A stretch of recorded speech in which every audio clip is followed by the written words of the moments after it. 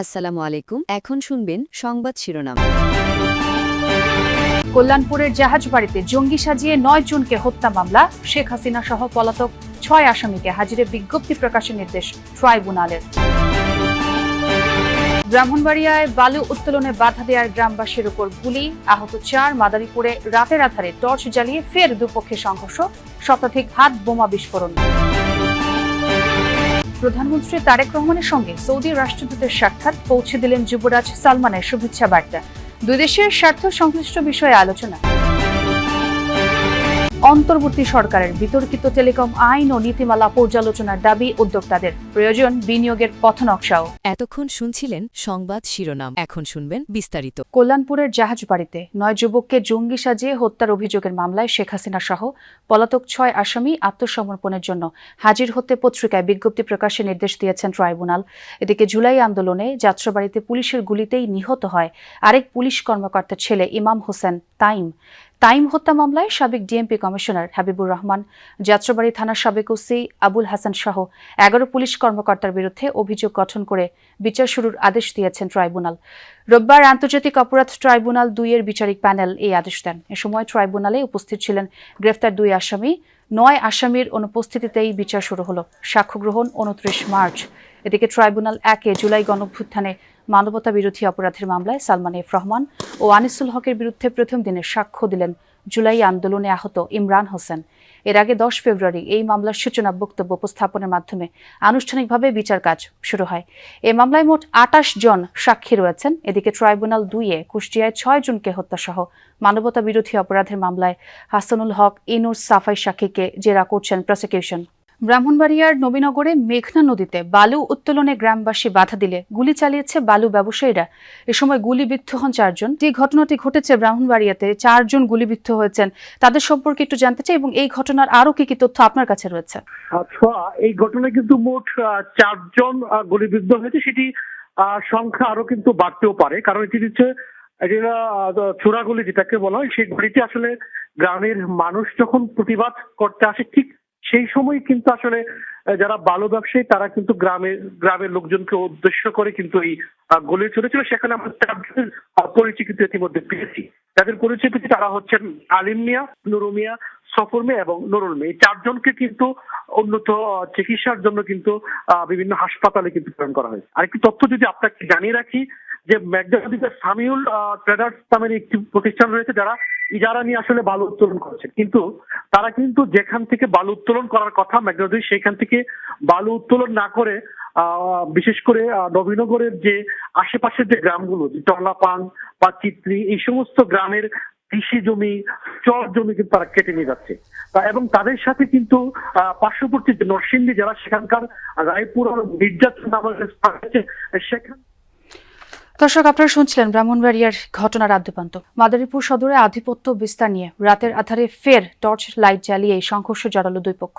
গতরাতে নতুন মাদারীপুর গ্রামে এই ঘটনা ঘটে। স্থানীয়রা জানায়, আধিপত্য বিস্তার নিয়ে গ্রামের আক্তার হাওলাদার ও হাসান মুন্সির মধ্যে দীর্ঘদিন ধরে বিরোধ চলছে। এরই জের ধরে গতকাল রাত ৯টার দিকে সংঘর্ষ শুরু হয় দুই পক্ষের মধ্যে।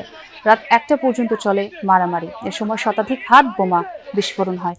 খবর পেয়ে পুলিশ গিয়ে পরিস্থিতি নিয়ন্ত্রণে আনে। আর এই ঘটনায় আহতদের মধ্যে ২ জনকে হাসপাতালে ভর্তি করা হয়েছে।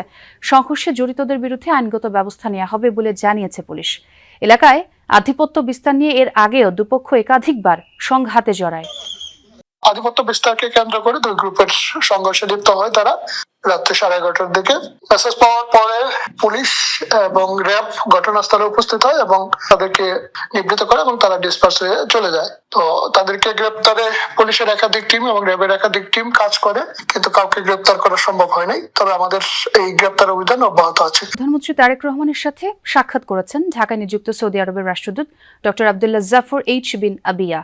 সকালে সচিবালয়ে মন্ত্রিপরিষদ বিভাগে এই সাক্ষাৎ অনুষ্ঠিত হয়। এ সময় সরকার গঠন ও দেশের প্রধানমন্ত্রী হওয়ায় তারেক রহমানকে শুভেচ্ছা জানান সৌদি রাষ্ট্রদূত। সৌদি যুবরাজ মোহাম্মদ বিন সালমানের পক্ষ থেকে প্রধানমন্ত্রীকে অভিনন্দন বার্তাও পৌঁছে দেন রাষ্ট্রদূত। সাক্ষাতে দুই দেশের স্বার্থ সংশ্লিষ্ট বিভিন্ন বিষয়ে আলোচনা করেন তারা। এছাড়াও সৌদি আরব ও বাংলাদেশের মধ্যে বন্ধুত্বপূর্ণ সম্পর্ক, আর্থসামাজিক বিভিন্ন ইস্যুতে আলোচনা করেন প্রধানমন্ত্রী তারেক রহমান ও সৌদি রাষ্ট্রদূত। এর আগে সকাল 9টার দিকে সচিবালয়ে মন্ত্রিপরিষদ বিভাগে অফিস করতে আসেন তারেক রহমান। এ সময় মুখ্য সচিব ABM আব্দুস সাত্তার তাকে স্বাগত জানান।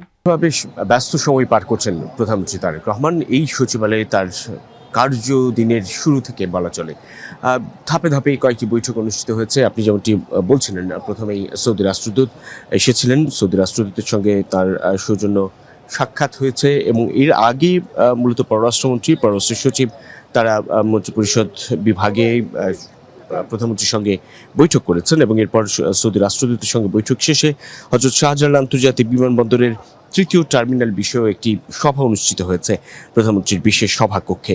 সেই সভার পর এখন যদি বলতে চাই, এখন এই মুহূর্তে স্থানীয় সরকার, পল্লী উন্নয়ন ও সমবায় মন্ত্রী মির্জা ফখরুল ইসলাম আলমগীর, বিএনপি মহাসচিব, স্বরাষ্ট্রমন্ত্রী মোহাম্মদ সালাউদ্দিন আহমদ এবং আইন, বিচার ও সংসদ বিষয়ক মন্ত্রণালয়ের মন্ত্রী মোহাম্মদ আসাদুজ্জামান আসাদ এবং প্রধানমন্ত্রীর রাজনৈতিক উপদেষ্টা মির্জা আব্বাস ও নজরুল ইসলাম খান, তাদের সঙ্গে একটি গুরুত্বপূর্ণ বৈঠক করছেন প্রধানমন্ত্রী তারেক রহমান এই সচিবালয়ে।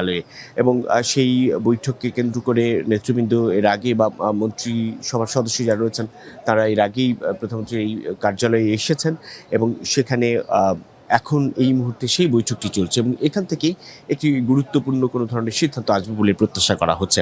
এরপর দুপুর 2টা নাগাদ সুস্বাস্থ্যের বাংলাদেশ গঠন বিষয়ে একটি সভা অনুষ্ঠিত হওয়ার কথা রয়েছে প্রধানমন্ত্রীর সভাপতিত্বে। সেসব সভা শেষ করে যখন নেতৃবৃন্দ, মন্ত্রীরা বের হয়ে আসবেন, তারপরেই হয়তো বা সেই সভার বিস্তারিত বা কি সিদ্ধান্ত হলো সেসব নিয়ে আমরা পুরোপুরি জানতে পারবো। অন্তর্বর্তী সরকারের বিতর্কিত টেলিকম আইন ও নীতিমালা পর্যালোচনা করাই হবে নতুন সরকারের জন্য বড় চ্যালেঞ্জ। উদ্যোক্তারা মনে করেন টেলিকম খাতে দ্রুত শৃঙ্খলা ফিরিয়ে আনা দরকার। ডিজিটাল সার্বভৌমত্ব গড়ে তুলতে সহায়ক নীতি চান সংশ্লিষ্টরা। বলছেন বিনিয়োগের পথনকশাও প্রয়োজন। 24-এর রাজনৈতিক পরিবর্তনের পর অন্তর্বর্তী সরকারের হাত ধরে দেশের টেলিযোগাযোগ এবং তথ্য প্রযুক্তি খাতে বেশ কিছু সংস্কার করা হয়েছে। এর আওতায় টেলিযোগাযোগ খাতের আইন ও লাইসেন্সিং ব্যবস্থা এসেছে বড় পরিবর্তন। টেলিকম খাতে নতুন নীতিমালা এবং বিধিবিধান বিশেষ অপারেটর এবং সুনির্দিষ্ট কিছু প্রতিষ্ঠানের জন্য বিশেষ সুবিধার পথ উন্মোচন করেছে বলে মনে করেন প্রযুক্তিবিদরা। তাদের অভিমত, তাড়াহুড়ো করে আইন ও নীতি পরিবর্তন করায় এ খাতে বিশৃঙ্খলা বিরাজ করছে। পলিসিটা রিভিউ হয়ে গেলে আমরা দেখব যে তখন টেলিকম আইনের কোথায় কোথায় পরিবর্তনগুলো প্রয়োজন, সেই পরিবর্তনের পার্সপেক্টিভ থেকে তখন গাইডলাইন এবং কনসালটেশনের মাধ্যমে অন্যান্য বিষয়গুলো আসবে। ইন্টারিম গভর্নমেন্টের সময় আমরা যেটা দেখেছি, তাড়াহুড়ো করে আইনটা পরিবর্তন হয়েছে, সেখানে সমসাময়িক যেসব বিষয়গুলো আসা উচিত ছিল সেগুলো আসেনি। গত 1.5 বছরে ক্ষুদ্র ও মাঝারি উদ্যোক্তাদের বাণিজ্য সম্প্রসারণের পথ সংকুচিত হয়েছে এমন অভিযোগ উঠেছে। লাইসেন্সিং নীতিমালায় বিতর্কিত বিধিবিধানের বিষয়ে উদ্যোক্তারা আপত্তি